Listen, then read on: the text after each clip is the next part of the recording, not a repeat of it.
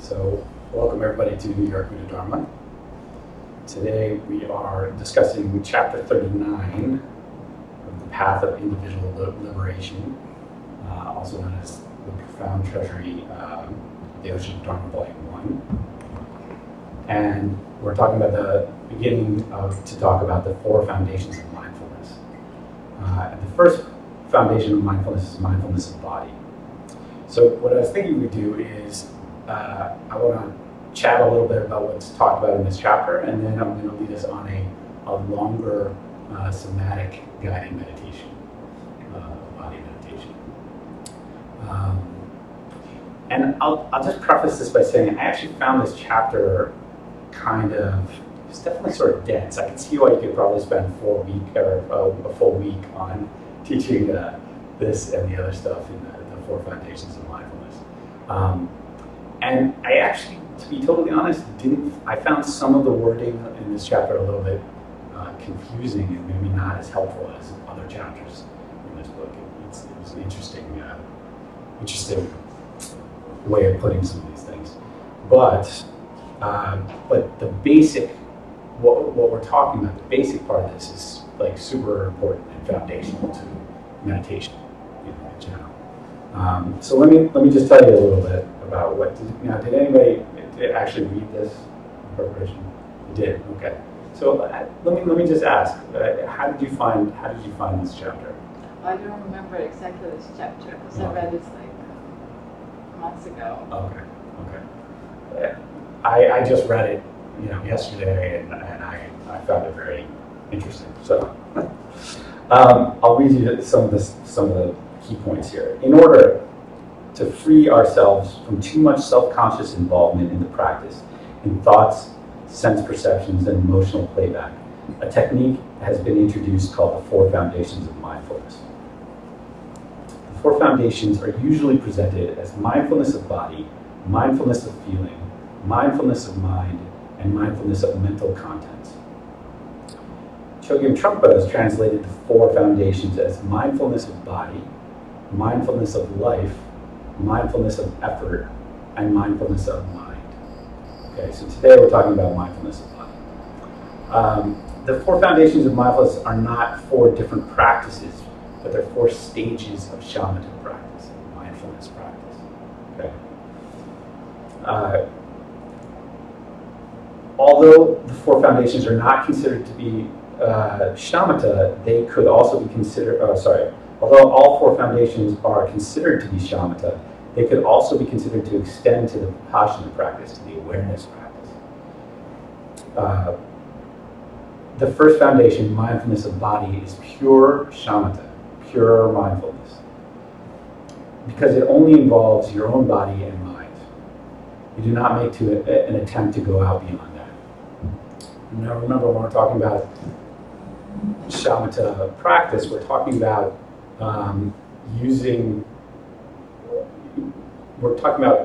concentrating, using mindfulness of what our senses are telling us.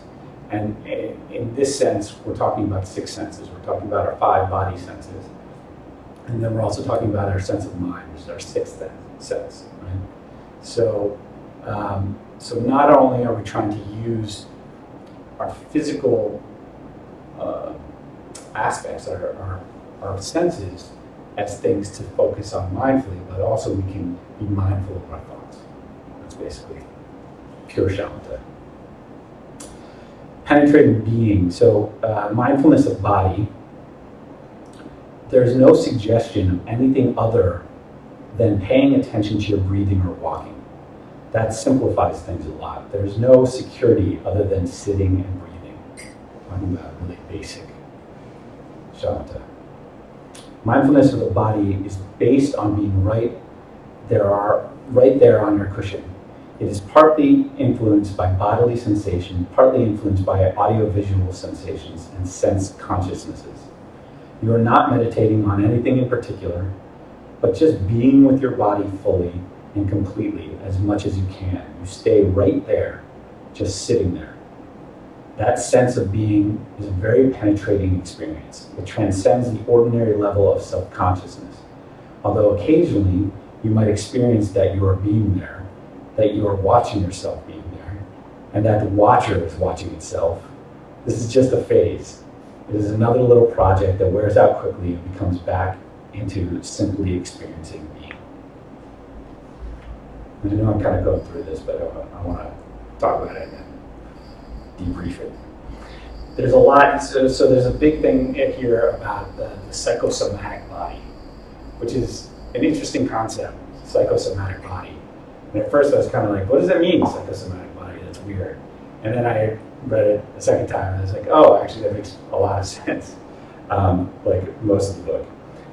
The psychosomatic body is a little bit, it's sort of like our conceptual body. It's the body that our mind creates.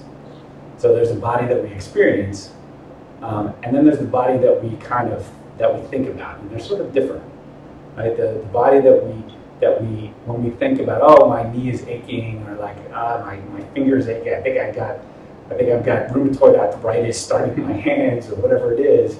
Like there's a conceptual body there that I'm working with, rather than sort of the body itself. And I think a good way to explain that is when let's say we experience a pain, a joint pain, right?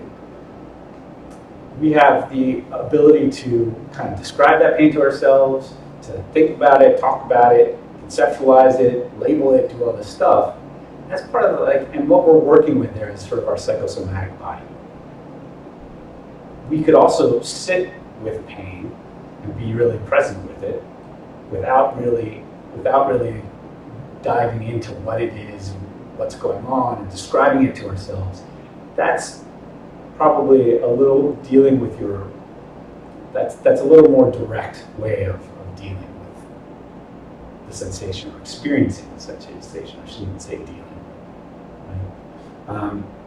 So I think that this idea of psychosomatic body can be confusing, and in the long run, it sort of adds to our samsaric experience. Is thinking about this conceptual body and the way we think about our body and all the things. Well, I want my body to be a certain way. I want my body to be this. Maybe I need to work out more. Maybe I need to take some medicine, fix this, and all the ways that you can deal with your body. This is the psychosomatic body. There was one other thing that they said about it. He talks a lot about the psychosomatic body, but I think that the idea that is most important to realize is that in order to kind of get away from the psychosomatic body and to experience our body and the body sensations, truly is to not have thought be getting in the way of our experience of our bodies. If that makes sense.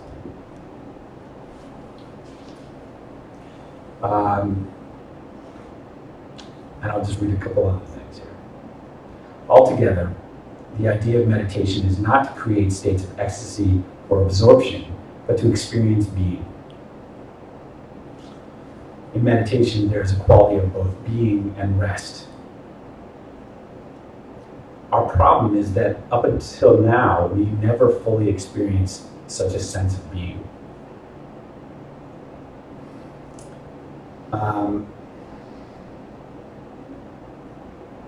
And then,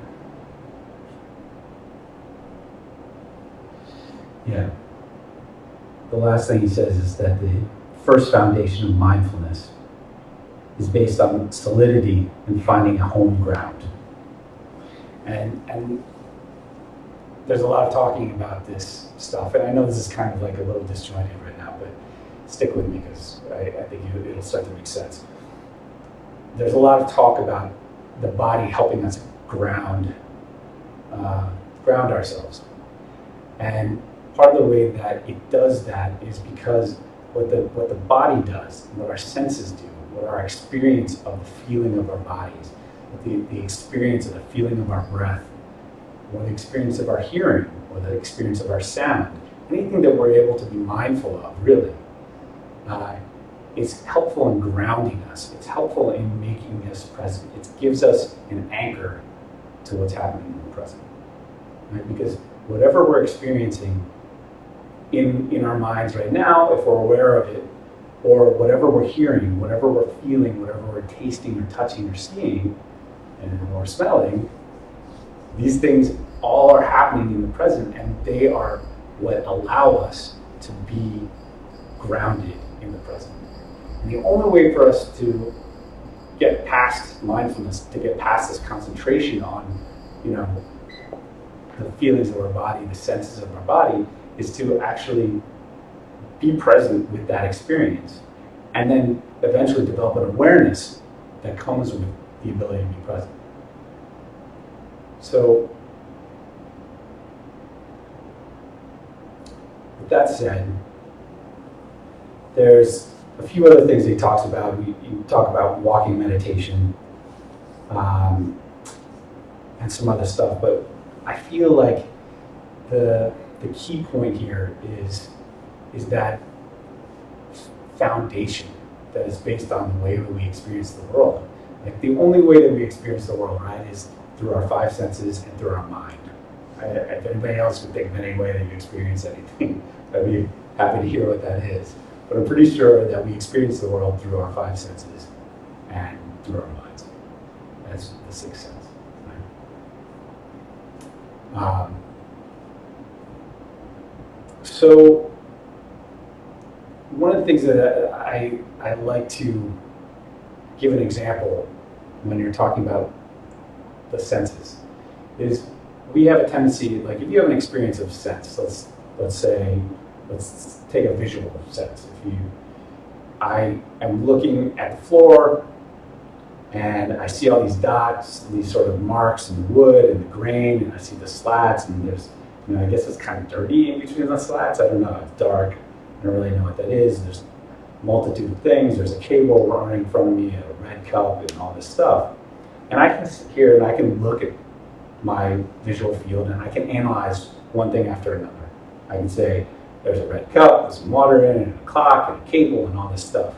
Or I can actually try and sit and experience the floor visually, or experience everything in front of me visually, as I would liken it to like looking at a painting, right? If you've ever tried to look at a painting and have it hit you, like try to experience the painting without, you don't necessarily focus in on the brush strokes, right? You try to look at the painting and see what it makes you feel in a way, right? There's like a non-conceptual way of looking and experiencing a painting.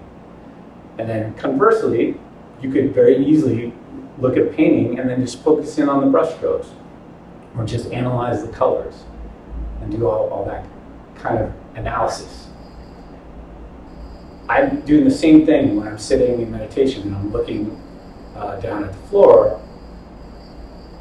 And when I start labeling all these things, describing them to myself in front of me, I'm just conceptualizing. I'm using my brain, I'm having a conversation in my head, and I'm just like categorizing things.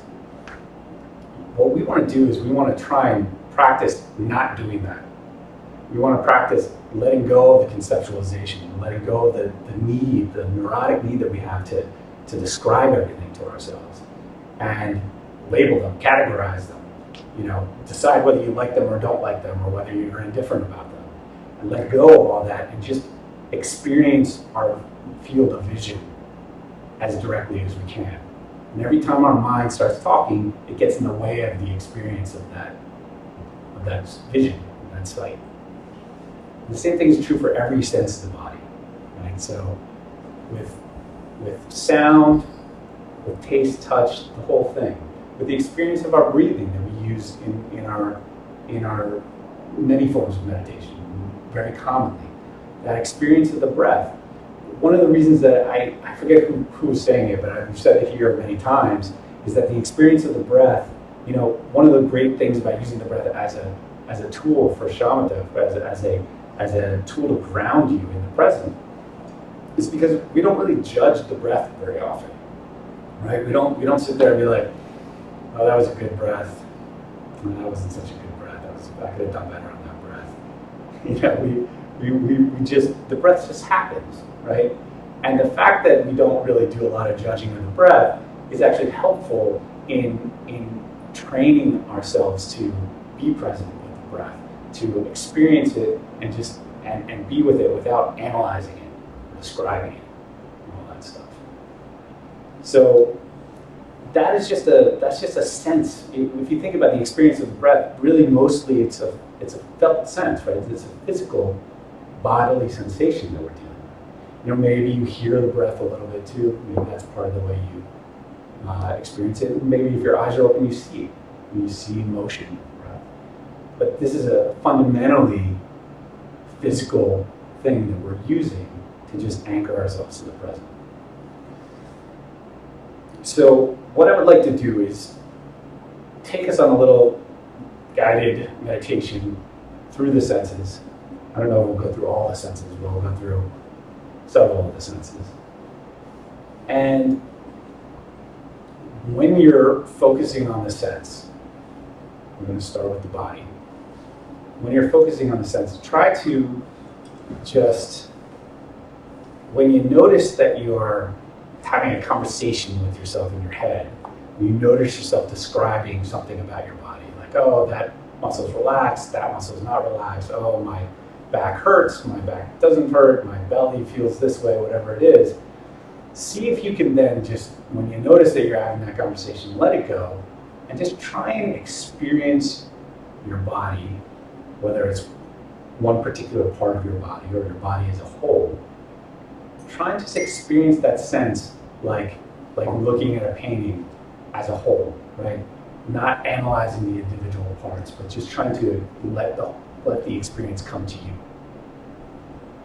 The other way I would say too is like, I think that the painting analogy makes sense, but I always really like auditorially, like if you were to imagine listening to a symphony, right? So when you listen to a symphony, you can listen to the piece, or you can like focus in on a particular instrument. And it's not that one thing is bad or not. I mean, there's for me as a musician, I like to focus in on the instruments because I learn from focusing in on the instruments. But the moment I do that, the moment I focus in on one aspect of it, the moment I describe, oh, well, that violin player is using a lot of tremolo right there, or they're plucking their strings, or whatever it is, that's the moment that I've stopped experiencing the piece as a whole. And I focus in on this one little aspect of things. And so what we're trying to train ourselves to do is to open up our experience of the now. We're trying to experience all of our field of vision, all of our hearing, all of our body. And the only way to do that is to relax, open up, and really just kind of let it be, let it occur. Because the moment we start talking about it, the moment we start describing or focusing in, we've lost that ability to actually see the whole picture, metaphorically, mind. Okay? So let's do that for a little bit, and then we can talk about it.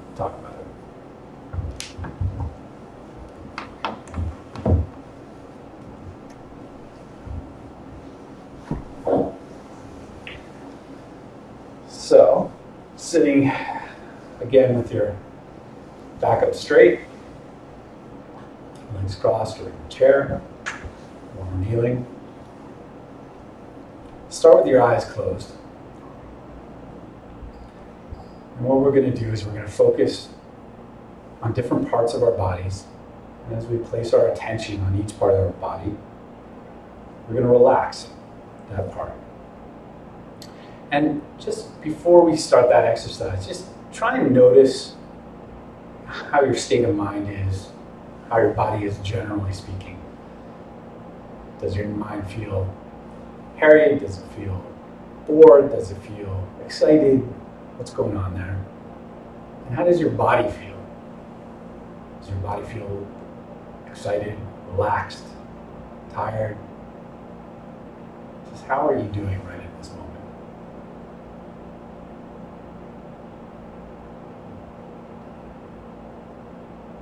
And now that you've checked in, just place your attention on the crown of your head. We probably don't place a lot of attention on the crowns of our heads very often. this is a good opportunity to do so. How does it feel? Is there any sense of tightness or that you can find up there? If there is, just notice it and relax it. And moving your attention down into your forehead. We definitely use our forehead to hold tension throughout the day.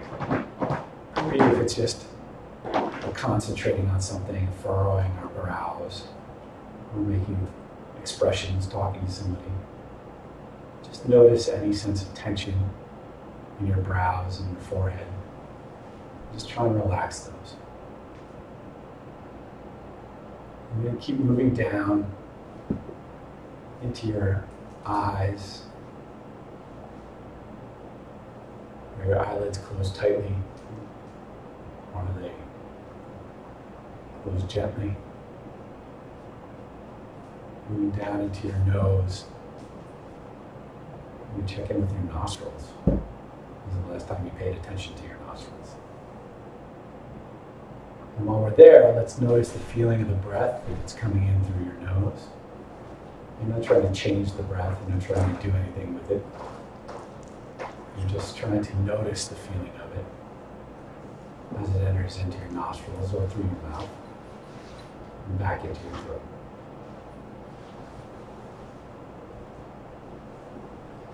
And then back again into the mouth. Notice if your tongue is cleaved to the roof of your mouth. If it is, let it drop, hang it, relax it. Are your lips together or apart? Either is fine. Again, notice if there's any places of tension or tightness and see if you can relax those and let them go. Moving back along your jaw. Check in with your jaw. Is that relaxed? In the back of your head, and the neck. Moving down to the front of your neck and into your throat. Is there any sense of tightness there? Can you open your throat and relax it a little bit? Maybe notice the feeling of the breath as it moves down the throat. Again, not changing anything, just noticing it.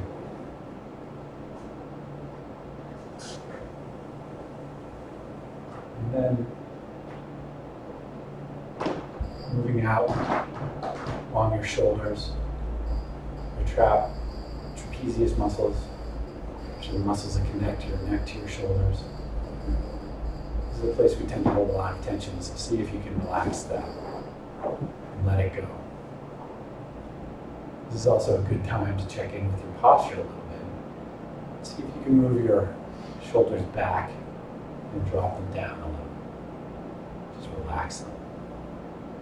As you do that, you may notice that your chest opens up a little bit. And this is a good thing. It gives our organs a chance to breathe and beat and do their thing.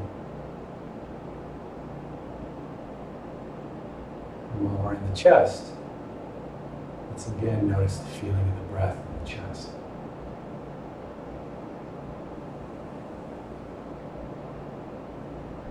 I'm not trying to change anything. Just really notice how things are feeling. For spots of tension or places where you feel like you're holding on, and just relax those. Moving down into your diaphragm. As you helps do your breathing, you may notice the movement of the belly, feeling of the sides, the obliques. I tend to carry a lot of tension around with me in my sides. And this is a good chance to notice that. And just relax it and let it go. And as you let go of some of the tension that your body's holding on to in your torso, you may notice that there's a feeling of settling into your seat. It's almost like more weight is added to your seat.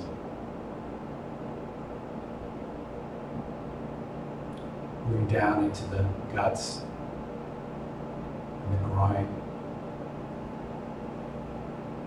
Searching for places of tension where you're holding on to. Just opening that and letting it go. Relaxing out into the hips. And if you're sitting cross-legged, you may notice that you're holding some tension there in your hips. It reaches out into your thighs. This is a good chance to let it go.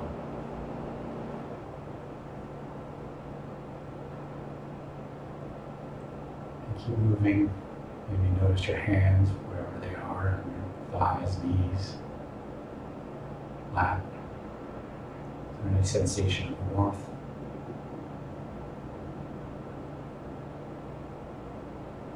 Pressure? Moving out into your knees, down into the calves and the shins. Again, just looking for spots where you're holding on to things, where there's tension, and letting it go. Moving down into your Achilles, your ankles, heels of your feet, the arches, tops of your feet, balls of your feet, all the way out to the toes. Maybe even give them a little wiggle, check in with them. See how they're feeling.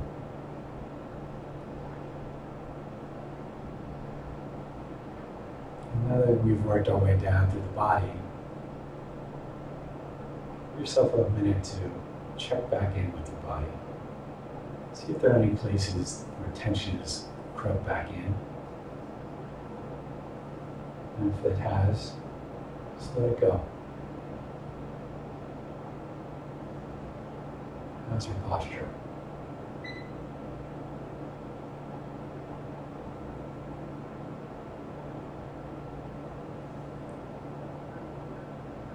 And once you check back in with your body, check in again with your mind.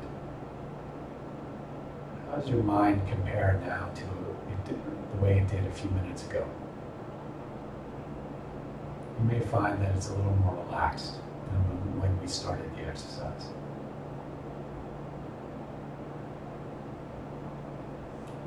There's a link between the way our minds and our bodies feel. As our minds tend to tense up, so does our body. And as we relax our bodies, so does our mind.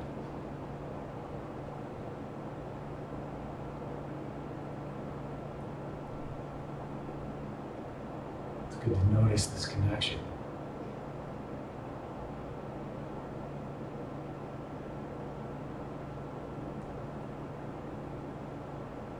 And if you find yourself having conversation, talking to yourself, telling stories, just let that go and bring your attention back to the feel of your body.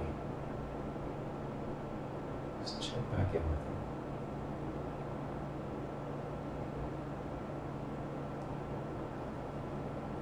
it. Again, notice the feeling of the breath as it passes in and out of your body.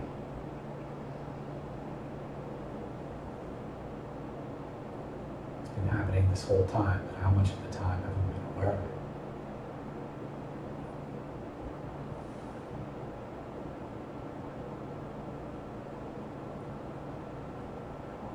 And now,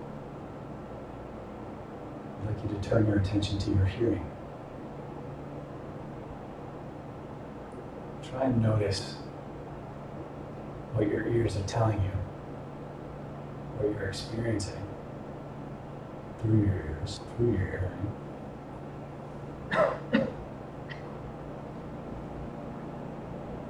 And resist the temptation to think about what you're hearing, to describe it to yourself.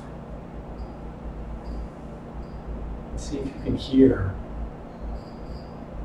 what's going on right now in the same way that you might listen to a symphony or a piece of music.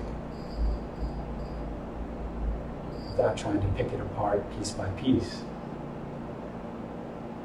Trying to just experience the hearing as a whole.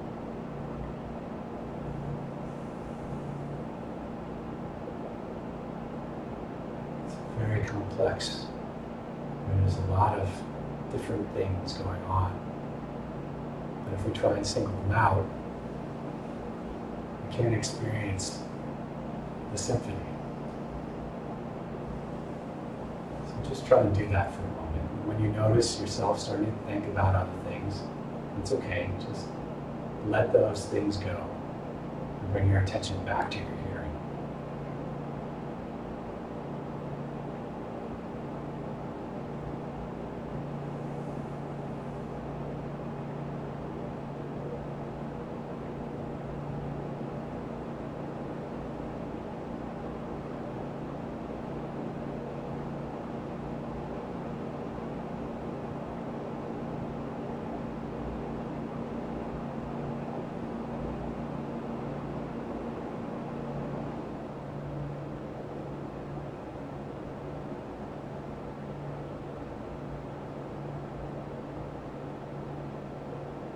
If you've been thinking, just let it go. Bring your attention back to your hearing. Keep in mind that this is all inclusive. There's no sound that you're trying not to hear. There's nothing good or bad about what you're hearing. Just try to hear. Just try to listen.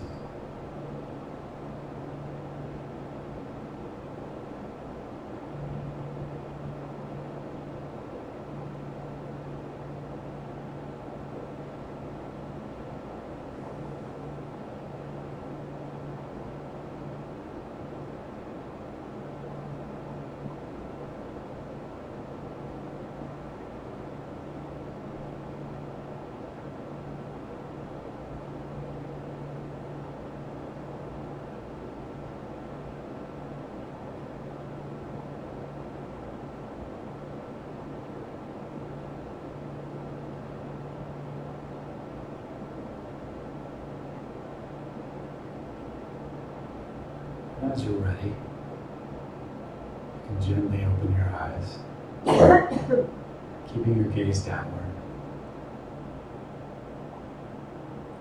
And focus a little bit of attention on what you're seeing, on your visual field.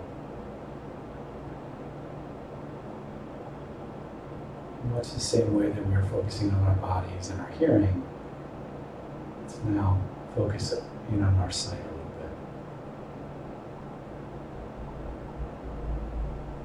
And the instruction is basically the same.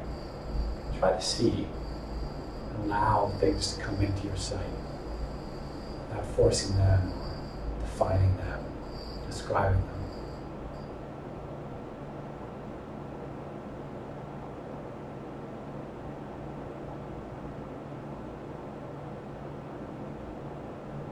And if your mind starts wandering, just notice it, let it go, bring your attention back to your vision.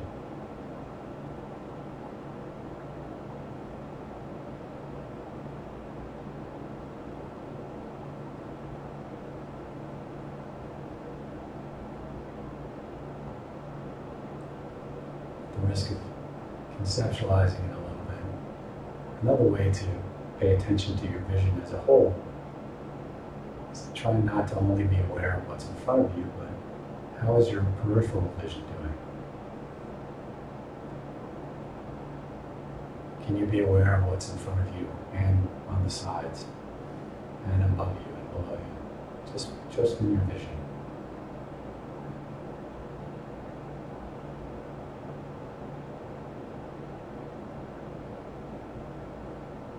It's kind of amazing how much we can actually see if we're not focused in on one spot.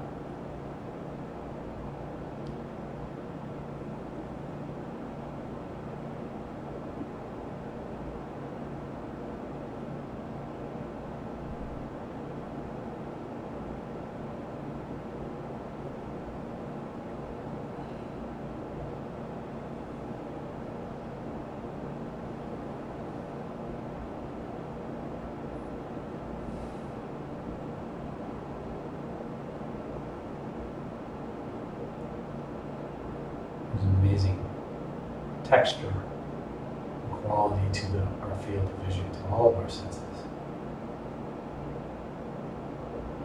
But the only way to really experience that is by not focusing in on one thing or thinking too much about it.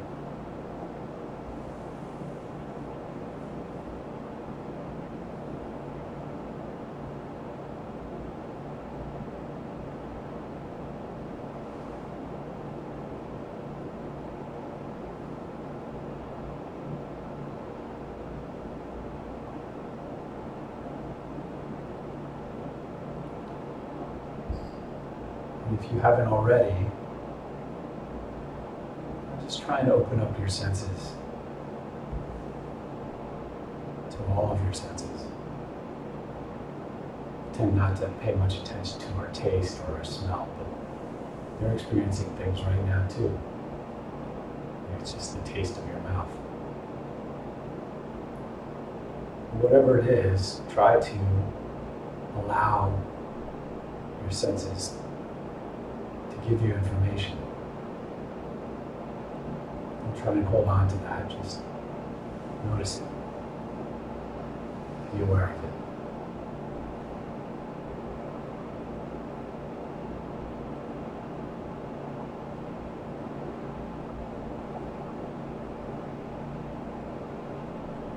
And you may find that your attention bounces from one sense to another.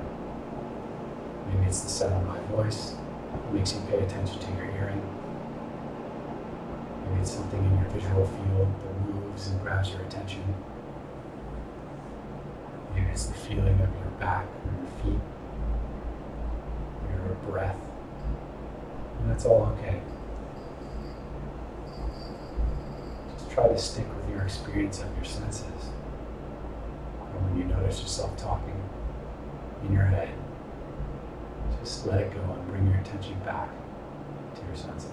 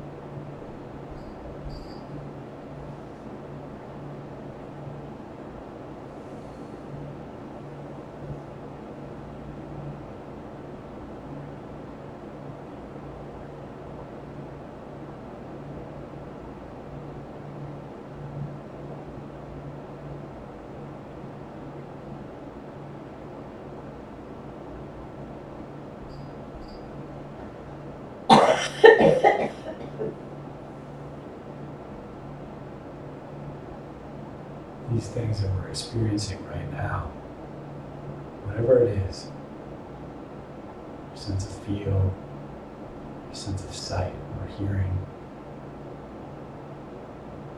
or even your mental events, the thoughts going on in your head.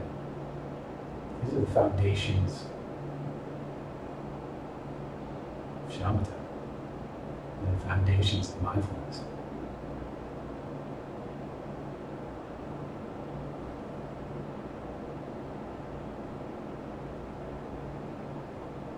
These are ways to ground ourselves to the present.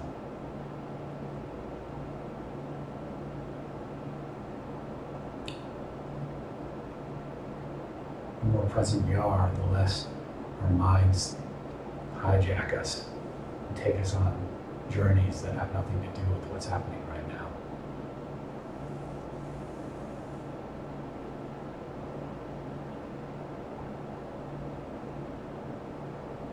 And this is why this is a fundamental part of meditation practice.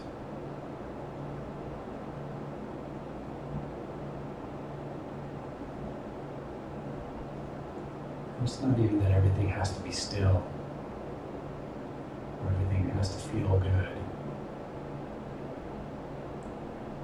It's just trying to experience things directly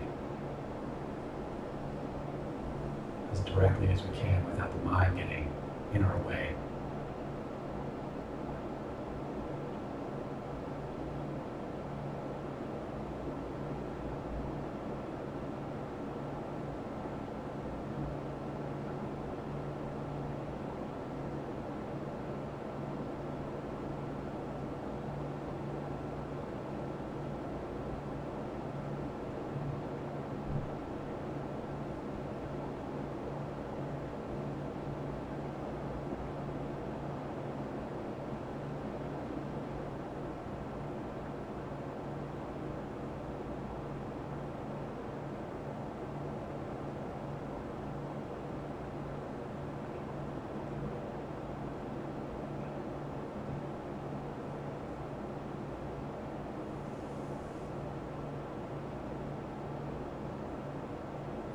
Okay. And as you're ready, you can relax your posture.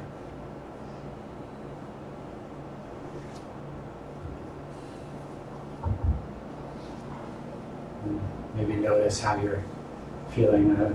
Maybe how's your mind doing in relation to your body? Maybe we're all a little more relaxed than we were when we started. Maybe sleepier.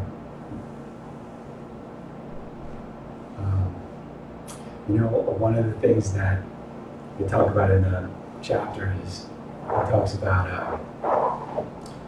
how there's so many things that you can be aware of. So many things to be aware of when you're focusing on your senses. Again, like I was saying before, you can focus on all the different textures and colors and all this stuff. But there's so many that it's too many. It's too many to pay attention to be aware of all at the same time. The only way to really experience this stuff is to relax and let go and open to the present. And every time we start thinking, we start focusing in on something, we lose everything else, like your peripheral vision, right? When you focusing on that dot right there, it's got a weird, shape to it. And the moment I start doing that, I lose my awareness of what's going on around me. It happens in our minds. When we think about things, we're like on the subway and we're like thinking really hard about work or whatever, some conversation that we had or we want to have, and we miss our subway stop because we're unaware of what's going on around us. Same thing with all of our senses, our concentration. But it's helpful, right? Having that concentration on something like the breath, having that awareness of things that are happening right now helps keep us here.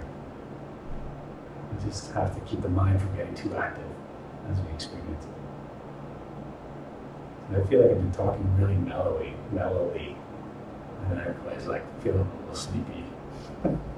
But I guess what I'd like to hear is, do you have any comments or experiences that you want to share or questions?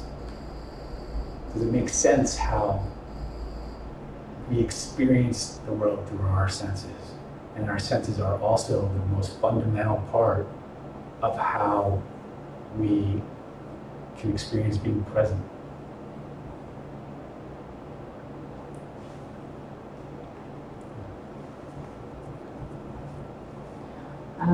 I just want to make a comment about thoughts, which become so different when you sit and meditate, because your thoughts also become kind of grounded, and you start to collaborate with your thoughts, and you're like you start to make peace with your thoughts, and it's like you feel happy and accomplished after a while, like after contemplating your thoughts. It's like it's different, because when you're walking or when you're doing something and you're lost in thoughts, you're kind of you don't know the way out. It's like it's difficult to find yourself again. But when you sit on the cushion and you meditate, and then you see these thoughts, you feel safe, and because you know how to deal with them, and it's like I feel that it's our goal to learn how to deal with those thoughts in a daily life, like in every day, not only on the Christian. But this is our lesson, right? This is where we start. So it's really very useful, if it makes sense. Yeah, I think that there's two things I would say to that, which is one is that we've talked about it before in the classes, that there's sort of like a fundamental sense. I kind of like to think of it as basic happiness, but or contentment that we can experience, I think, with meditation, particularly with a lot of meditation. But the only caveat is that if we're sitting and we're, dealing with thoughts and we're having an experience of kind of like, oh, I wasn't really thinking there that much right then, and I feel good, or oh, that thought came up, and I know what to do. I know how to deal with it. I know not to get carried up in it and let it go. I can let it go and just come back. If that's what you're doing, that's great. If that's what you're thinking about, then that's just another thought, right? So we have to be careful to not pat ourselves on the back too much, because if we're patting ourselves on our back, we're probably thinking about it, right? And that's just another thought. It's one of those ways that the brain is so tricky in terms of getting us to think about things. It's like, oh, I just experienced a moment where I was not thinking about anything. That was awesome. And the moment I do that, I've now been thinking about things again. But yeah, I think it's a very good, it's good to recognize, one, that you are not your thoughts, and two, that you do have a technique to deal with thought. If you're practicing being present, then we have a technique that's fairly simple, not easy to do, but simple in its instruction of noticing the thought, letting it go, and coming back. And I do feel that there is a warmth that comes with being present. And there is, I don't know, comforting. I haven't used that term with myself, but certainly a feeling of warmth of being present. Suddenly, I feel like a lot of times when we're running around the world, thinking things, being anxious, and doing all that stuff, there's a sense of we don't feel like things are in place. I feel like everything needs to be in place, or I need to work, make things be a certain way, and then things will feel good. But in truth, the more we're able to slow down and relax and be present, the more there is kind of a sense of things being okay, things being the way they are. Safe. Yeah. I guess I haven't thought of it in those terms, but I think I understand what you're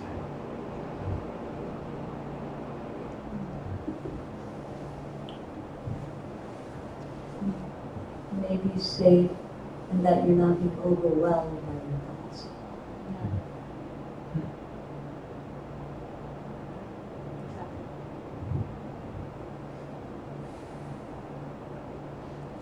Anybody find it hard to stay focused on one particular sense from moment to time? Yeah. One of the reasons I like to take people through, and myself through, meditation starting with the body, is one, because I always find, I don't know if you guys do, but I imagine you do, I find that my mind does relax as I go through that practice of relaxing the body. And I think there's two aspects to that, right? The body and the mind seem to kind of mirror each other a little bit in terms of tension and things that we're holding on to. So that as you relax your body, your mind relaxes too. But also, it's that act of concentration that relaxes you. Like that act of placing your attention on your body and different parts of your body and relaxing things. That act of concentration also relaxes things. This is shamatha. This is mindfulness, and this is why mindfulness is so popular right now. All throughout our culture, and it affords us an opportunity to relax because we are no longer focused on the anxieties of your day. You're directing your attention to your body or to your breathing, or to your hearing, or to a candle, or to a mantra, or whatever form of shamatha people use. So I find that when we do this meditation, starting with the physical somatic aspects of things, that we relax, and then we're able to shift that focus using a similar kind of attention to just a different sense, right? That's all we did. We went from the body to the hearing, right? And part of the reason we keep the eyes closed during the hearing, focusing on the hearing, is because it's distracting to have your eyes open. It's hard not to pay attention to your visual field if your eyes are open. But with your eyes closed, it's a lot easier to pay attention to your body. It's a lot easier to pay attention to your hearing. And again, it's that this focus, this shamatha, this mindfulness, that helps us relax and be present. Even though there's an intention there's some effort, right? There's a little bit of effort concentrating on things, on your breath or on your hearing, on your body.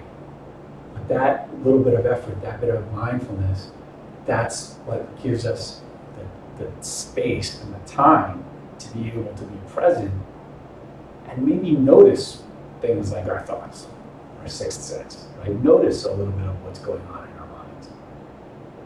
And as I'm sure we'll get to as time goes on, this sort of helps us in our attempts at awareness and developing our ability to be aware. It's a relationship between, I guess it's a preview, right? Because we're not really talking about this in this chapter, but it's a preview, right? It's this relationship between shamatha and vipassana, between mindfulness and awareness. It's hard to develop awareness without having some mindfulness to kind of ground you, bring you present, make you present. And that's why I think this is such a good technique that they teach.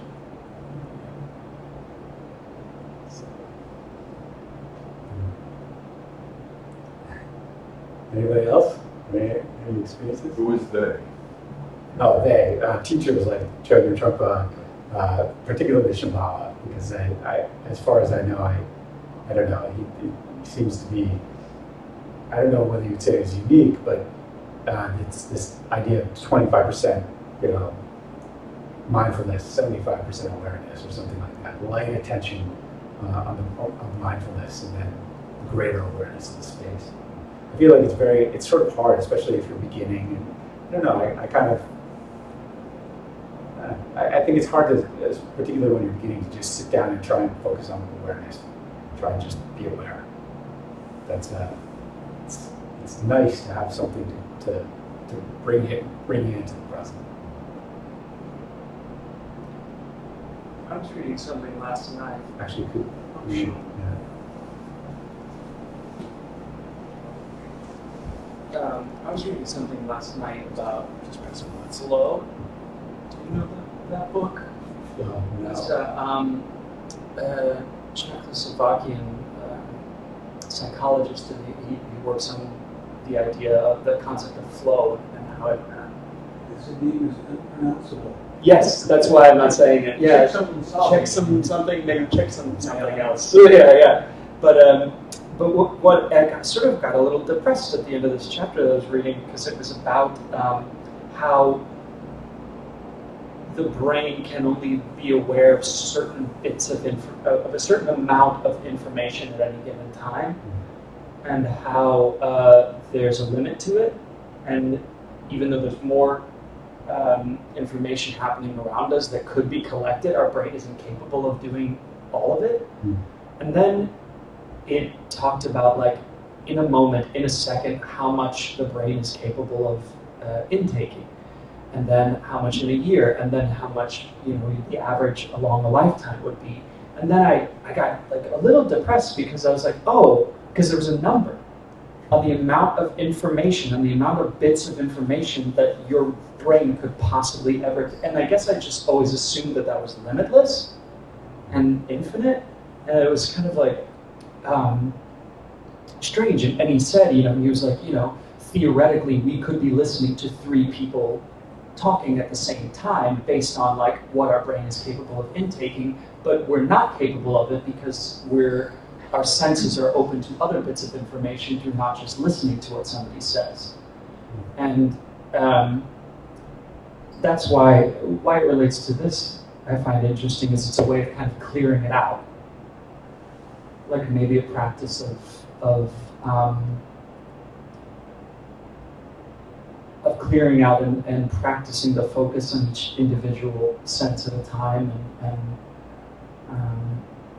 maybe the ability to choose, maybe, or something. I don't know. So I think there's, it's interesting. He sounds very left-brained, this guy. Mm-hmm. He's quantifying the amount of information the brain can take in and giving it a number. The thing there's a few things I would say. One is, I think that with practice, our ability to take in information definitely increases. And actually, one of the things that is interesting, I think, when we sit and do this kind of practice, is that the more you practice, sort of the better you get at kind of relaxing into the present and opening your awareness. And the more open your awareness is, the more information I think you can take in. So I highly doubt that it's a static number. If you had to quantify it as a number, I kind of feel like there's, I don't know if he studied the brain of, did he do studies of brains of people who meditate and anything like that? I know that his studies are a lot based off of like very high-level athletes or musicians or artists or sort of geniuses in different fields. And this was just like, this isn't what it's all about, but this was just like a chapter that I had to put down because I was like, I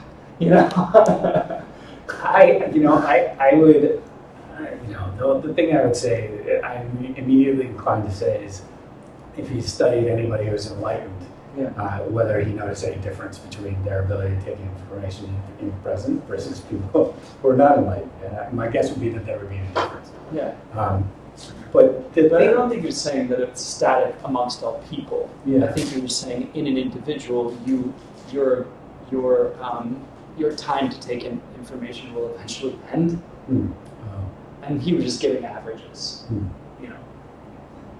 I mean, it's an interesting way of looking at it. Yeah. I think that when you're talking about like clearing things out or focusing in on one thing, the thing that I know that does happen is that the more we meditate, the more we practice, the more we're able to, it's like, in terms of taking information in, the less busy my mind is, the fewer conversations I'm having, the less loud those conversations are having in my head, the more open I am to what's going on around. And the more I can pay attention to, the more I can be aware of. And it's a common thing that people, I think when we start to meditate, and I'm not saying you, but I know for me, when I started meditating, is like you kind of have this idea that when people are meditating, they're in like a trance-like state, and they're totally oblivious of what's going on around them. And this is really the opposite of what we're doing. In fact, I'm probably never more aware of what's going on around me than when I sit and meditate. Even though I'm not moving, even though it like seems like I might be in a trance-like state, I'm literally more aware than at any other point in my day, right, of what's going on around me. So for me, I mean, I don't know. It seems like a very different. It seems like a very trying to quantify something that's moving target. But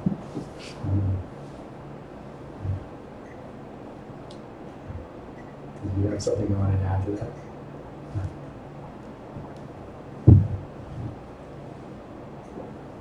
That kind of work, statement,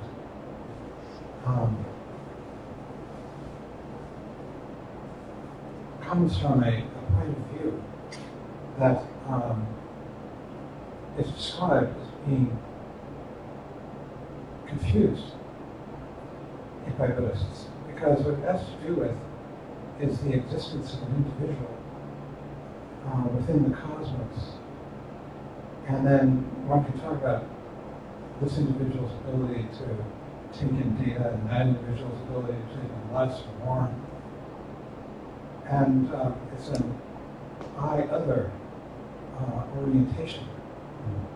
And what Buddhism is teaching is that the whole notion of I and my capacities is an illusion, that it's a mistake, it's an error,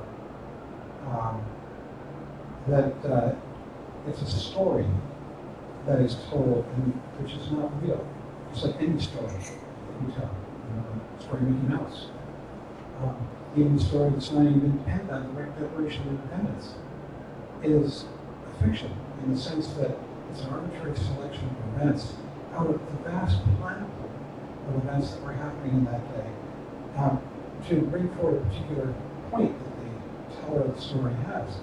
Now, the other orientation is that what is happening at any given moment of time is that there is a tremendous presentation that is being made to each sentient being, us. And the presentation consists of the 6 poles, which are objects of sight, sound, smell, taste, touch, and mind. And that, there are different, the 2 main stages of meditation in Buddhist meditation are shamatha and vipassana. And vipassana actually morphs. And that practice is the same, but as it becomes more profound, the name of the practice changes. And yet the practice of what the practitioner is doing is the same. What the practitioner is doing is simply resting their mind utterly, without any effort or intentionality in space, in this space, the space of this present moment. And in this space, everything is unfolding. It's like a 3D movie that we're in, 3-dimensional, 4-dimensional, because it's time as well as the 3 physical dimensions. So it's at least 4 dimensions. And in those 4 dimensions, everything is arising and passing away and is presenting to us. Like, there are the flowers on the shrine, and there's, Becca's, movements of his arms, and here's this voice that's making this noise, and it's all, and our attention, we say, my attention moves from one thing to another. My attention is now on this voice, my attention is now on your face, my attention is now on my legs, as they sit on the chair. But actually, from this other point of view, is that the movie's just changing. And now there's this voice, and now there's that face, and now there's this bodily sensation. It's all being presented. So the effort, in shamatha, we make an effort to be aware of this or that. We focus on breath, or we focus on a candle flame, or we focus on whatever it might be. And we make that our meditation practice. And that's a very beginning stage. And it's a very necessary stage, because at that stage we really believe in I and other, and my effort, and my meditation practice, and my awareness. And so we're working with that, because we're really grounded in that. And that's what we have to work with. And there are, this is completely traditional. I mean, every teacher,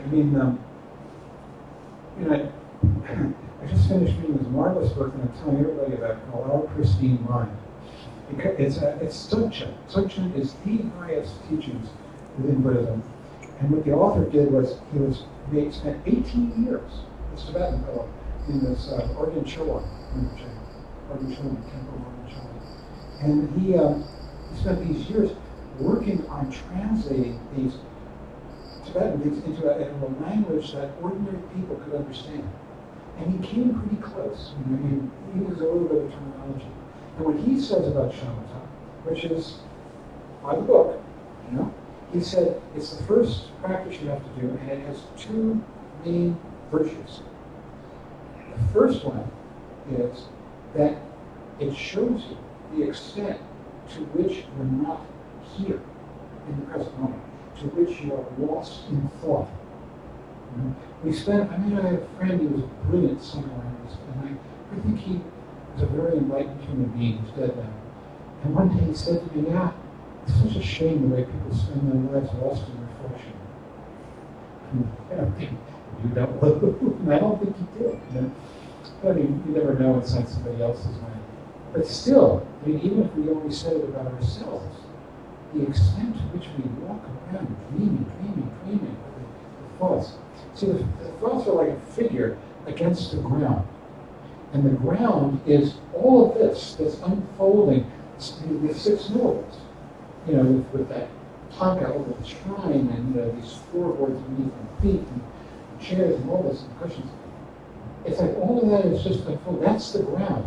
It's unstoppable, our awareness of all that. And then the figure is, what am I going to have for dinner? And do I have enough money to go buy some groceries now? And oh gosh, I got to worry about my love life, and we think all these thoughts against that ground, that ongoing ground of awareness.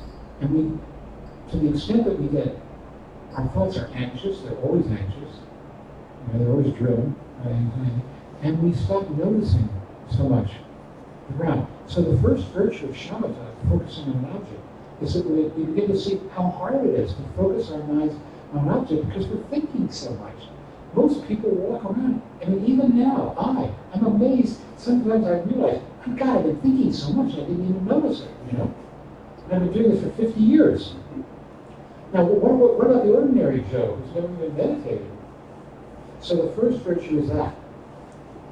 And the second virtue is this. Those thoughts are very anxious. All thought is always forward driven towards self-improvement or improvement of one's world, which is the same thing, self-improvement, in one way or another. So they're driven by anxiety. When you begin to focus on an object, you begin to get a rest from that anxiety. As soon as you focus your mind on an object, you cut through the thoughts, and there's relief. So Organ Cholang says, he that he talks about the advantage of becoming aware of your thoughts. And then he says the other advantage of shamatha is it's kind of like having a really good nap. it's so sweet, understated, having a good nap. But then you have to go beyond that to vipassana. And vipassana morphs into greater and greater appreciation of reality and loss of belief in I and other, loss of belief in the fictions of our thoughts, and greater coming present, relaxation in the present. And the more we do that, then the whole idea of meditation increasing your cognitive powers. Well, from a point of view of a scientist who's firmly rooted in the idea of self-improvement, yeah, it does. But from the point of view of the practitioner, they're just discovering the real world and learning how to relax into it and be a citizen of the universe and wake up from the fictions that we are enslaved to. And it's just every time you come back to this. It's just like coming home. It's break your heart, breaks my heart. Because then I go off again. So working with that habit. And just got to keep doing it and doing it. There's nothing else to do, really. Except keep coming back. And it's like coming back to life. Coming back to all that's beautiful. Clean, full of love and sadness. All that. So,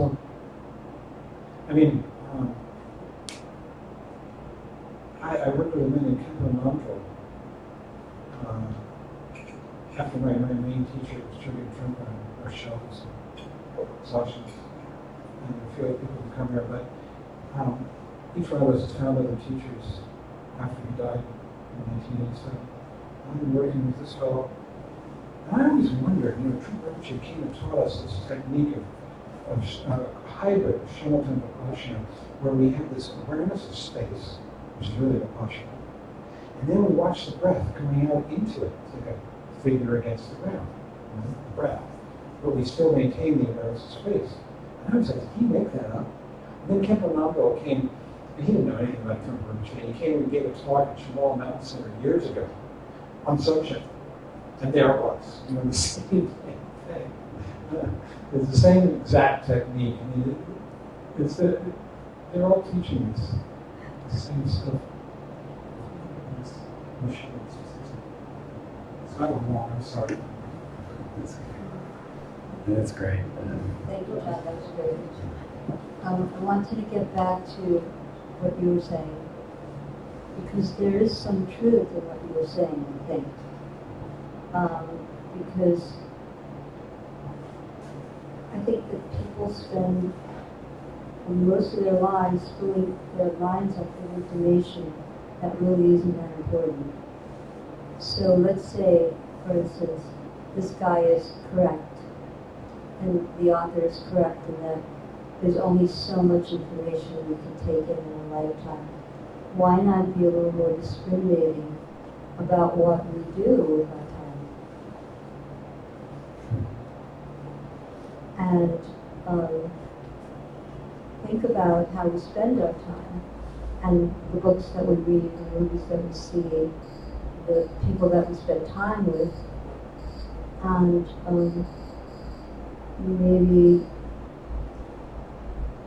try to cultivate a more of a dharmic situation in our life that would be helpful to us, rather than constantly working on, let's say, samsara, but in the worldly sense we could say negative energy or negative situations that really are not helpful to us at all, and not helpful to the people around us.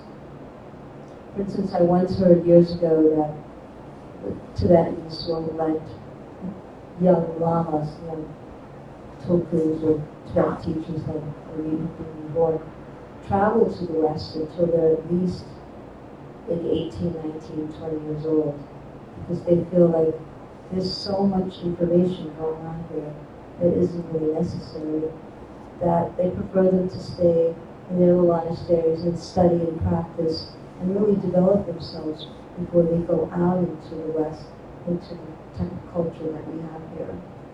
Whereas there, it's more focused in meditation, studying, and practicing Dharma.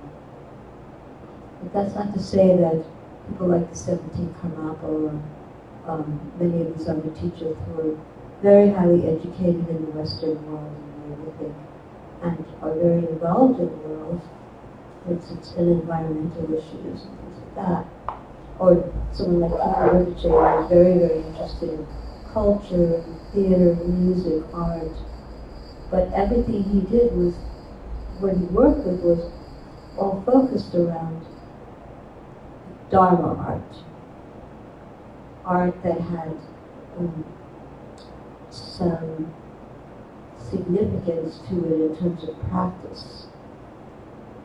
So I think these are, as people who are practitioners, these are things we have to pick and choose every day of how we live our life to develop ourselves as practitioners.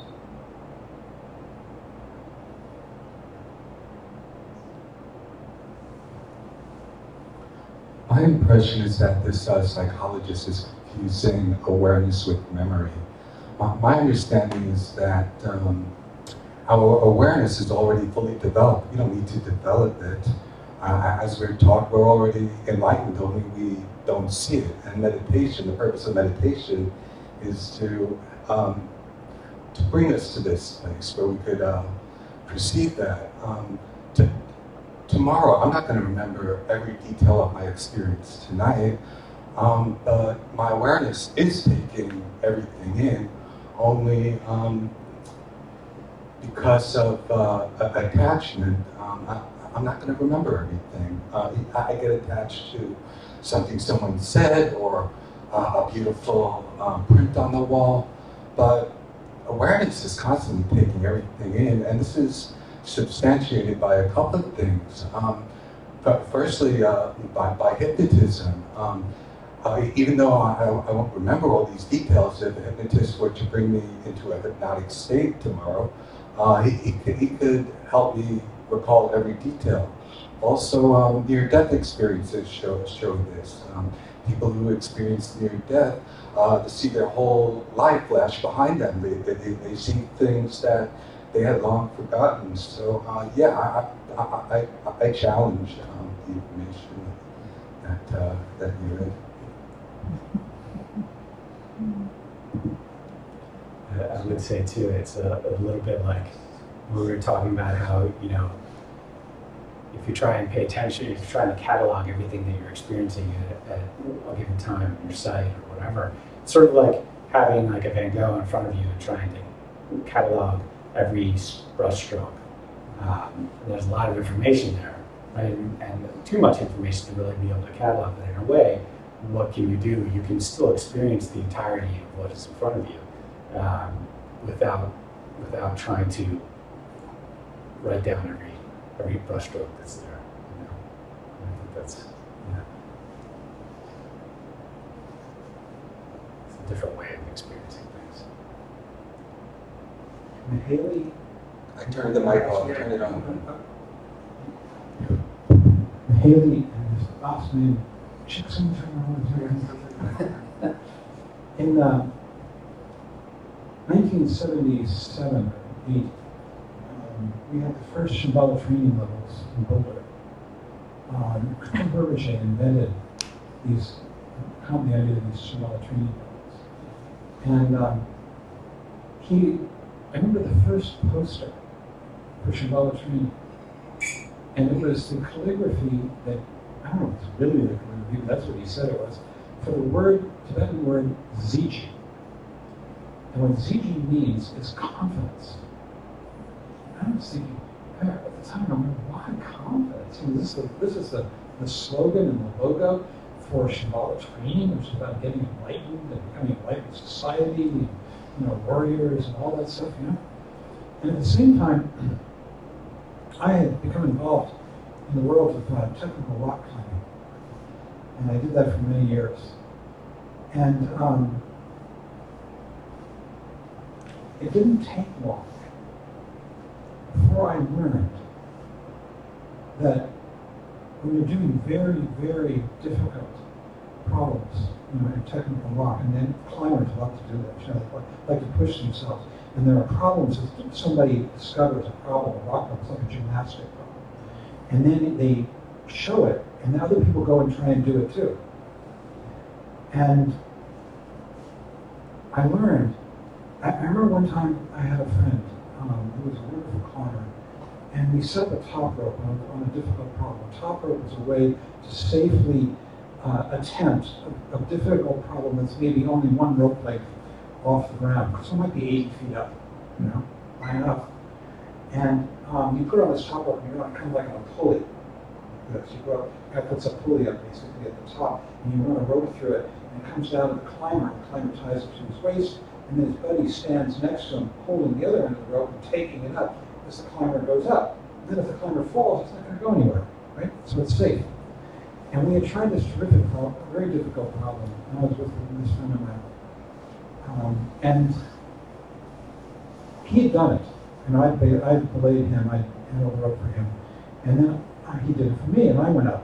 And the problem with it was that you get at the crux, the really hard part, was at the very top. If you missed it, you took a swing across the rock face, which is a little scary, And because you don't know what's going to happen on the swing. If it's just going up and you miss and there's no swing, you just fall back down. But in this one, you had to go up and then rope it over to your right, and if you missed the problem, you were going to swing over underneath the pivot point. And I missed it, and I swam. And I swung back, and I said, I want to try again, and I tried again several times, and I couldn't do it. And I came down, and Jim said something, he said to me, he said, you know why you're missing it? And I said, no, tell me. And I thought he was going to tell me, you're putting your hand in the wrong place, you should be putting it there, you're putting your foot in this way, you're moving that around.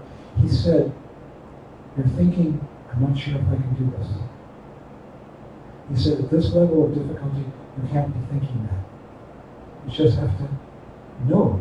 You just have, your mind has to be clear. You just do it. And I saw that again and again and again. Climbing taught me that when confidence happens, when you climb stairs, you're not thinking, gee, can I do this? Unless you haven't had a hip replacement. You just do it. And I saw it again and again in the climbing world. I remember this guy, Skip Aaron, his name was.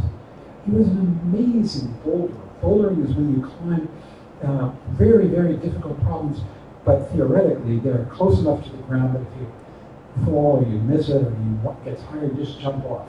You don't need a rope. This guy was a wizard. He just flowed through everything. He was like quicksilver.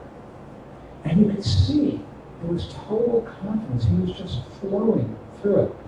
That's what Mihaly whatever his name is talking about. It's the confidence. And the confidence, it's the same confidence that we have when we practice Vipassana and we come present and we let go that self-doubt.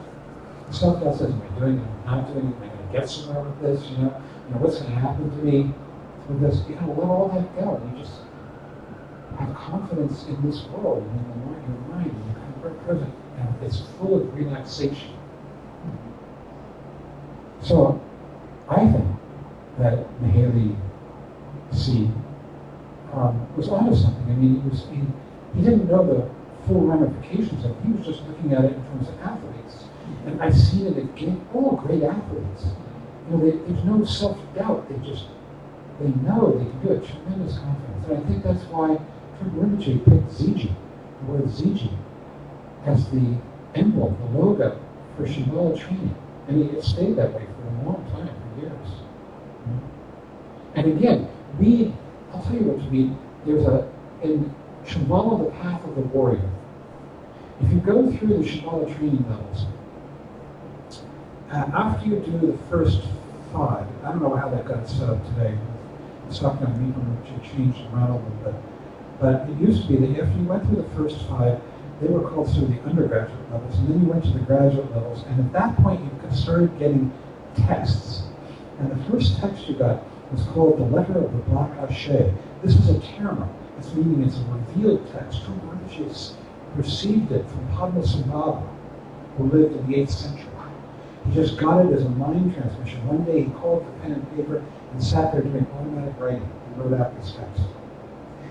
You're not allowed to have it until you go through these 5 levels. But he gave permission for in Shambhala, the Path of the Warrior, that book, to put the first page of the Letter of the Black Ashe in the book, and it's there. It's right in the beginning of the book. You've got Tibetan on one side and the English on the other. And if you leave me your email, I'll email it to you. I've got a scan of it if you don't have a book. And it's all about confidence. That's what it's about. It starts out basically, I'm paraphrasing, he says, sentient beings appeared in the cosmic mirror. This is the cosmic mirror. We're in it right now. It's like everything is images in the mirror. And then he said, and there were those who lost faith. They lost faith in their confidence. They lost their confidence. And as a result, they turned into savages. And they ate each other's flesh, you know, and waged war on each other. But then the warriors who maintained their confidence, they went and they built beautiful castles and they planted food and they were ever kind and generous, you know, to other sentient beings. And he describes this in the first page.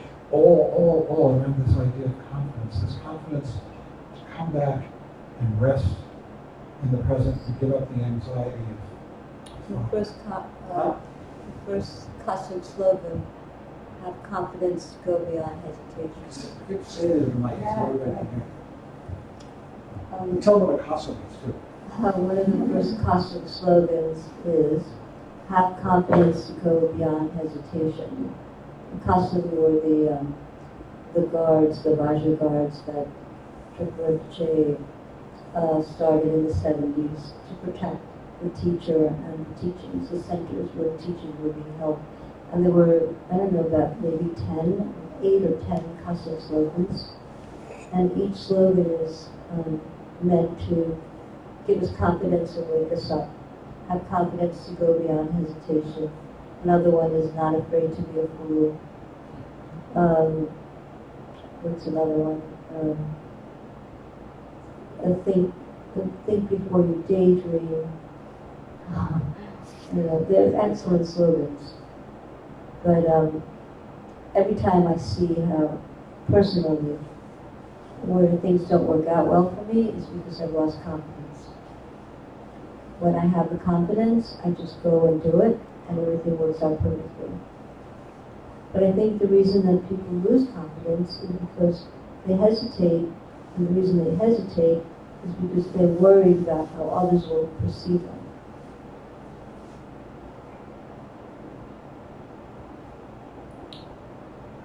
I've got a presentation on Wednesday that I'm a little nervous about.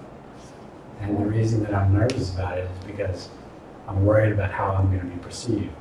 And that's messing up my ability to figure out instead what I need to be communicating to these people for their own benefit.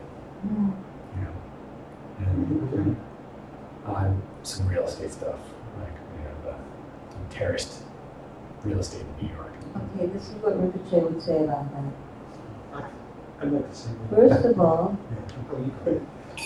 of all, when you wake up in the morning, look at the day, see what kind of day it is, and then you think about, according to the day, what you're going to wear. Okay.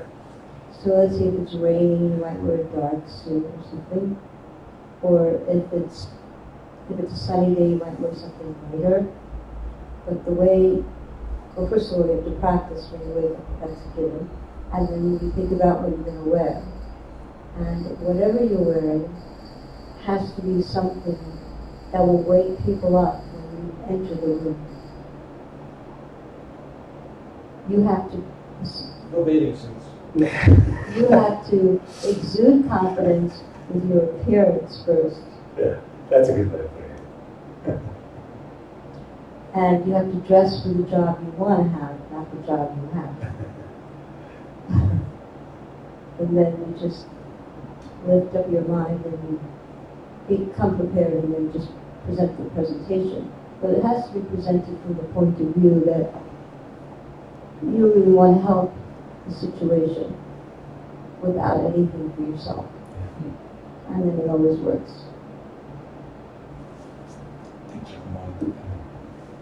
All the ego does is get in the way of these things. And don't forget to put that.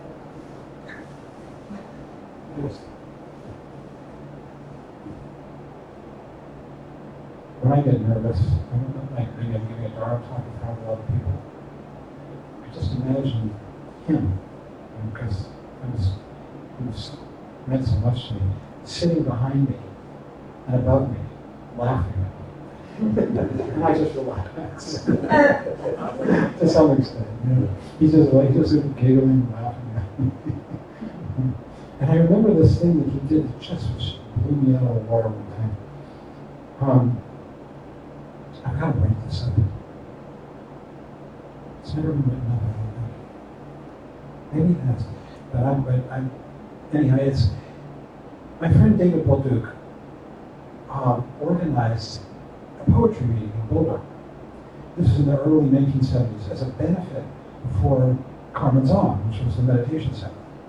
And the poets that were going to read, and they did, were Tamura was there, nobody knew who he was. But Allen Ginsberg, Gary Snyder, Robert Bly, and a Japanese utopian who was a friend of Robert Bly's named Nanao Sakaki. And they gave a poetry reading at Mackey Auditorium.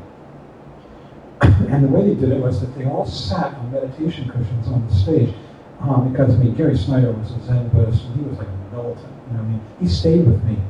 That was interesting. And as did Nanao. Stayed with us in our teeny little apartment up on the hill in Boulder. And Bly was there.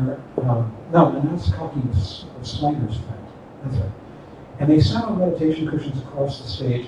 So if you're looking at the stage, to the far left was Allen Ginsberg, and next to him, and he is already deeply in a relationship with Trungpa Rinpoche at this point. Next to him, moving across the stage to the audience right, was Trungpa Rinpoche, and in the center was Nanao. He wasn't going to read because he didn't speak English. He was just going to lead us in the Heart Sutra at the end. And then came Gary Snyder, and then came Robert Bly on the far right, on the audience right. And so they started out, and Alan read. And he played his harmonium, and he read some poems. Alan was arguably the most famous poet in America, and Gary Snyder was probably the second most. And he read his poems. And then Trungpa Rinpoche was sitting on this cushion. He was wearing a Hawaiian luau shirt. He was like a Hawaiian guy. And he had this jug next to him, which I knew was alcohol. And he was drinking it, and I could see him sort of weaving around this cushion. And he read some poems. And then it passed by in an hour, and it went to Gary Snyder, who read these gorgeous poems. And I'm sitting there thinking, wow, he's amazing. I could never be like that. And he's so sensitive. It's all so beautiful. These poems, they're so insightful, and cool. And it's so hip. And that was what's going through my mind. It's going through everybody's mind. And then Robert Bly starts reading. Now, by this time, Trungpa Rinpoche is sort of weaving around in this cushion, and Bly's reading his poems. And there's a gong in front of Manal. A big gong. Rinpoche leans over and he gets hold of the gong, picks it up, it's like a big bowl, and puts it on his head. It covers his whole head completely. And he's just sitting there with this gong in his head. And Bly's reading his poems.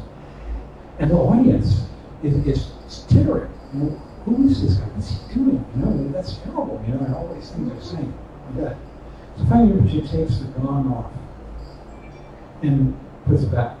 And then he leans over and he starts whispering to Alan. And I can see Alan going like this. And Rinpoche is weaving around. And Krishna finally sort of leans over and whispers to Alan some more. Alan's finally Alan, so you can see that, and he takes it on and puts it on his head. By now the audience is going, there's this constant murmur from the audience, well, what the hell is this? And Bly hears this and stops reading, and he turns to Snyder with his look, like, what's going on? And Snyder points like this, look down the road here. And there he looks down, and there's Alan with the gong on his head. Alan takes the gong off and puts it in. So Bly finishes his reading. And then I'm thinking, this is terrible. I'm sitting there mortified. I'm one of the organizers of this whole event. And then, so now what we're going to do at the end, when the poetry reading's over, now is going to chant the Heart Sutra in Japanese. And when he gets to the mantra, gate, gate, para, gate, what he does is he brought the whole audience into it. And we did it over and over. And usually you only say it once when you do the Heart Sutra. But we did it over and over again. Gate, gate, para, gate, sarasam, gate, bodhisattva. And it was like one of those kumbaya moments. Finally it sort of ends. And then now it's just closing. And there's this, you could just hear it in the audience. And I'm thinking, well, that's over. And then I see Rinpoche, and he motions and wants the mic. And he takes the mic. By this point, he was pretty drunk. And he said into this microphone, over and over again, he said, I apologize for these poets laying their heavy trips on you. Be who you are, he said. And then he kept saying, go home to your depressions. He says. And then he said, be who you are. It's my fault. I invited them. I apologize for these poets laying their heavy trips on you. Over and over again. I just wanted to bury my head in my hands. And then I realized, in the middle of that, what he was doing. He was saying, there are no heroes. You don't have to be better, than you are according to somebody else's external standards. You have to realize your own potential, your own creative potential. Be who you are. That's what he kept saying. Be who you are.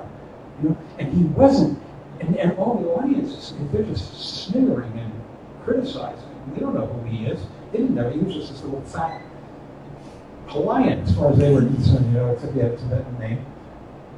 And he didn't give a shit. It was what Marshall just said, not afraid to be a fool. And he wasn't going to let it pass under his watch.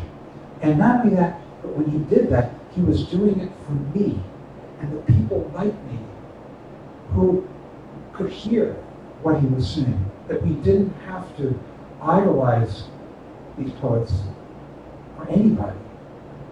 It was up to us to find our own inspiration and love of life. It was so wholesome. So then it ends, and we get in the car. I was married to Christy Cashman. She's an Acharya in the Shambhala Sangha. And she had this little blue, no, we weren't married yet, it doesn't matter, but we weren't married yet. She had this blue VW bug.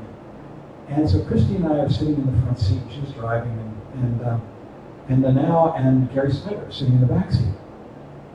And she turns on the engine, and then I can see her thinking. And this is perfect Christy. I can see thinking at me, uh-oh. She turns around and says to Gary Snyder, "Gosh, what do you think about the way Rinpoche called your poetry a pile of shit?" He just wanted to melt right through the floor of words. And Gary Snyder said, "Oh, I don't think that's what he did. I thought what he did was the most poetic moment of the whole evening."